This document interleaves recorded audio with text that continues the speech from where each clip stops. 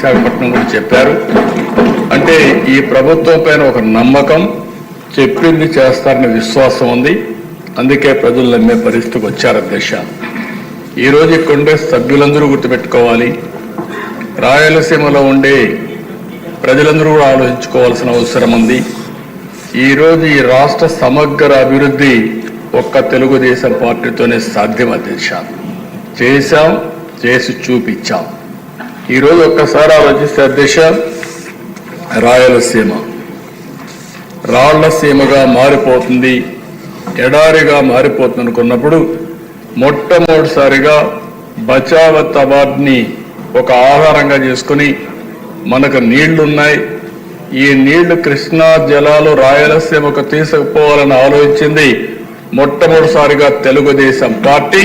నందమూరి తారక రామారావు గారికి కూడా నేను తెలియజేస్తున్నా. ఆ రోజు ప్రారంభించిన ప్రాజెక్టులు మీరు చూస్తే తెలుగు గంగా, హంద్రి నీవా, నగిరి గాలేరు, ఇలాంటి ఆల్ ప్రాజెక్ట్స్ అధ్యక్ష. ఈ రోజు అక్కడ జరిగిన అభివృద్ధి అంతా కూడా తెలుగుదేశం పార్టీనే ప్రారంభించాం, తెలుగుదేశం పార్టీని మళ్ళీ పూర్తి చేసే పరిస్థితికి వచ్చాం. ఈ రోజు ఎన్డీఏ కూడా దాన్ని ముందుకు తీసే పరిస్థితికి వచ్చామని కూడా నేను మీకు తెలియజేస్తున్నా. ఈరోజు ఏదైతే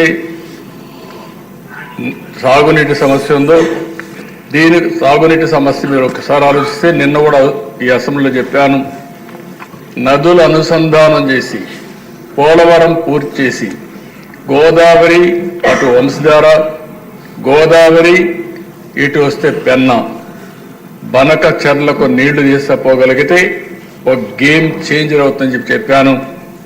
ఒక్క విషయం మీరు చూస్తే అధ్యక్ష, ఆ రోజు ఒక్క కియా మోటార్స్ రావాలంటే, దానికోసం రిజర్వాయర్ కట్టాలంటే, నీళ్లు కావాలంటే 1 సంవత్సరంలో కట్టి ఈరోజు ఆ రిజర్వాయర్ ద్వారా నీళ్లు